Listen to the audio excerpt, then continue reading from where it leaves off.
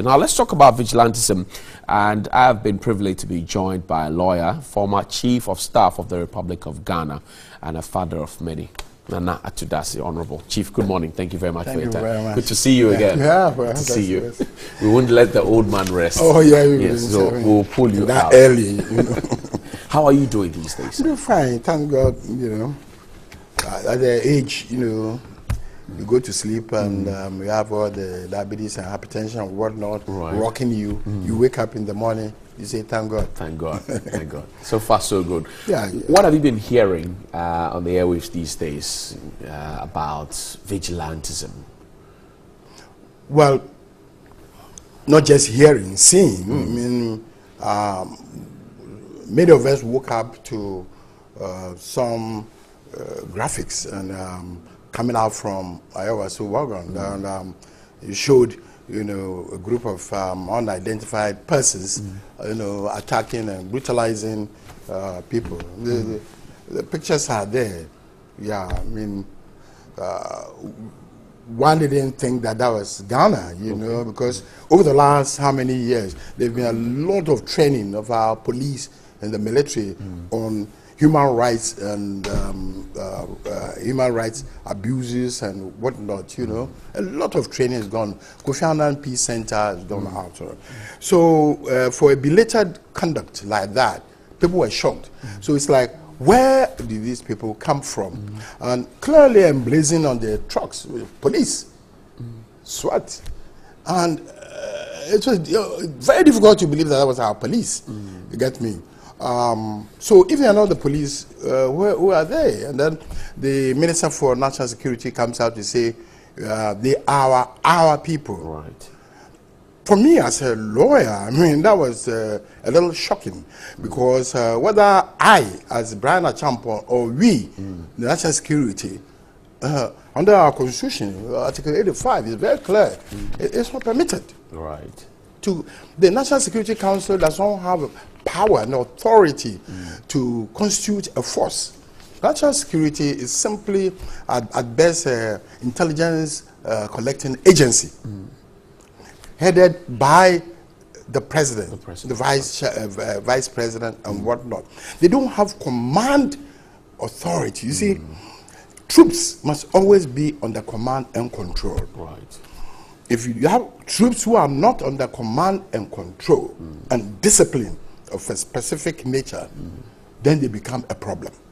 You get me? Is that what you see here? Yes. I mean, well, the IGP, the very first day said these are not our men. Right. They are not our men. Then I don't think anybody was suggesting that they were military personnel. So the only thing that could possibly be was either that they were vigilantes, militia, or Praetorian guards, or simply a band of, unidentified persons who are creating mayhem. And that is why I came out to say that if the IGP, for instance, knows about their people, if they would turn out to be police, and they behave this way, the IGP must resign. Why? Well, because the clear abuses of human rights were shown. If they were not police, and up to today, we don't know who they are, then the IGP, and he doesn't know who they are, the IGP must resign. Either way, because the security of the state has been vested in the president, national security, and the internal security is vested in the IGP. Must the IGP alone go if per this analogy? Must just the IGP go because there's a national security minister, there's another national security minister at the presidency, there's a BNI boss, there's this, there's that, there's a chain of security couples who are supposed to have ensured that this did not happen. Yes. And it did happen. It's a security failure, it's a breach, and in my statement, I said the IGP must go. Because the vehicles that were used were marked, emblazoned police. Right. Now, if they were not police, I've told you, then he needs to resign on grounds of principle. that somebody else is taking over his role, in the process bringing the police establishment into disrepute. You get me? You must force people to stop doing what they ought not to be doing. The IGP has been appealing to the two political parties who are supposed to be having these, offshoots of vigilante groups. Many have called them hoodlums. He's appealing to them to disband them. No. Is that the right The IGP has a mandate, you see. Why he is very critical is that he has a mandate under the what do you call it, the law, his force, to maintain internal security. You see, so he cannot be appealing to this. I have this document. It's a speech I delivered recently at the Coalition for National Sovereignty. I have a compilation of all the appeals everybody else has made over the last 2 years, from the president, the IGP, the Minister for Interior, every Brian Achampo, statement by international entities, all the cabinet chiefs, CSOs, everybody is saying, and everybody said one thing: we should stamp out vigilantism. Two, we should punish vigilantism. Why are we not able to do it, or why haven't we been able to do it? Well, the IGP, I believe, or one of the deputy IGPs or so, I have a statement here, said that, well, they cannot act because of political interference. Right. It's here. He said we are unable to act because of political interference. You get me? I get you. The IGP said recently that if we propose a political panacea or a solution to a situation, a security solution to a situation that's a political problem, we may be just massaging the sore and not treating it. He said it recently. Yes, I'm saying. So a suggestion that this is altogether political. If that is so, then why don't we go for the politicians? And we seem to be going for the IGP. I'm saying that he has a statutory role, obligation, a constitutional obligation to maintain it. If people are not permitting you to do it, what do? You just sit down and say that. I've got it. It said 31st October 2017. It said, vigilantism, our hands are tied due to political interference. So says police PRO. That's David Okru. Yes. He's bemoaned the level of political interference that is affecting their discharge of duties. The underhand dealings of politicians have greatly hindered their fight against vigilantism in the country. The fear of being tagged and political interference from people with political authorities from this country is our problem. We've also identified the inability of people who seem to be affected to help the police investigate cases of this nature. I mean, we have entrusted. Look, we are talking, just a minute, sir. We've sovereignty under this constitution. That is the power that we ourselves have. We've all collectively given our power to the state, a government, voted a government to maintain law and order, so we can sleep and sleep in peace. Go to meetings. We have the right of association. Go to political meetings of our right. They will not be intimidated. Go and vote without being harassed or our votes being suppressed. Now, if it's not happening, somebody must take responsibility. Is the IGP, or if you like, the police force, really independent, as is stated here? Because another ACP in the police service had mentioned the structure of the police council. He talks about the president, who appoints the IGP in consultation, of course. He talks about the vice president, who's the chairman of the police council. He talks about the interior minister, who is also a party person. He talks about, some other nominated members onto the police council who are party people. And so if you look at the structure of the police council, that must breathe down the neck of the IGP to do the right thing. It's a bigger chunk of it are party people. Is it about time we changed that provision in that constitution? I wish I could join in supporting his view. I've seen it at the social media.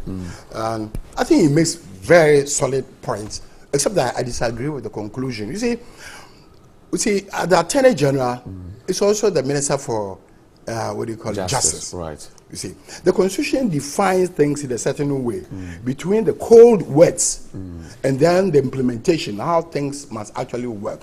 But beyond it all, we need people, solid people who operate the system.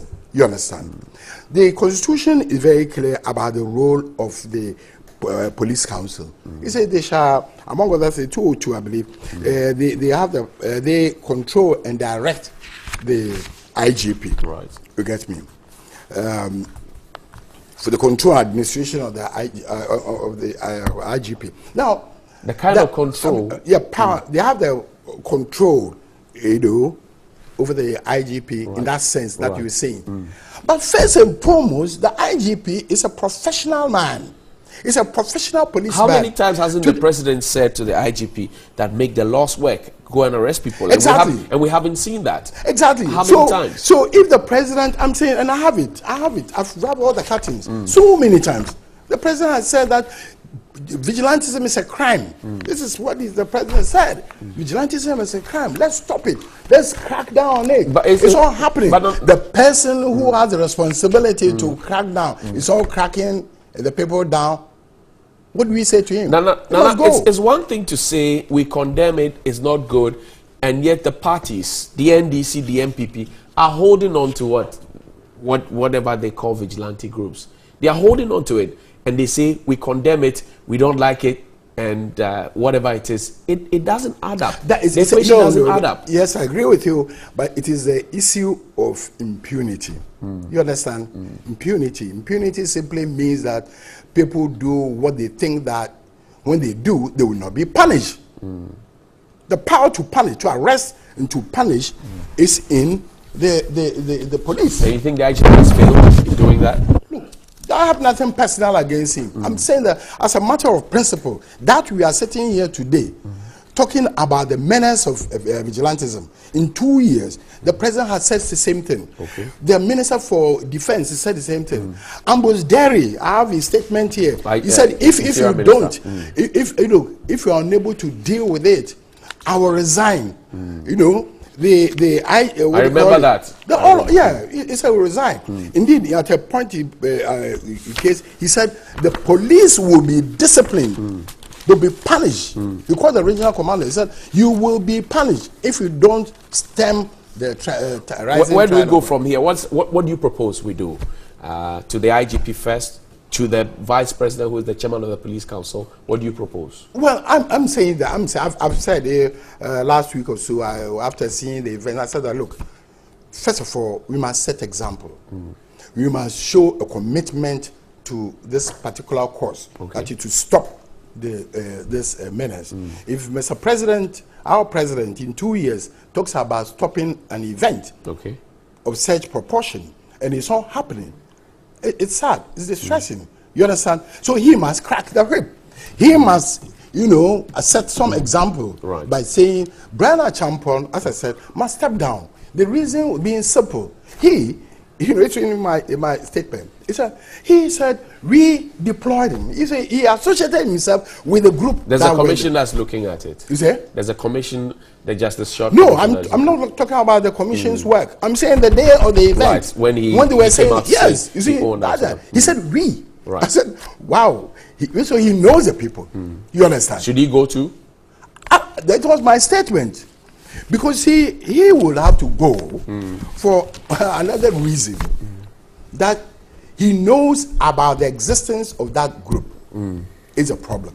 Because the Constitution in Article 85, Constitution Article 85 is absolutely clear that nobody, he said, no agency, establishment or other organization concerned with national security shall be established except as provided under the Constitution. Nana, thank you very much for your time. I'm most grateful. Unfortunately, we've run out of time. But that's been Nana Ato Dadzie. He's a celebrated lawyer, distinguished one at that. He also holds a national honor. You can see that on his breast pocket right now. So former Chief of Staff of the Republic of Ghana. And he's been sharing his thoughts about how to stop or stamp vigilantism. He says the IGP must call the shots. He must go out there, skip the appeal and the pleas, and go right there into the thick of things and stop that thing.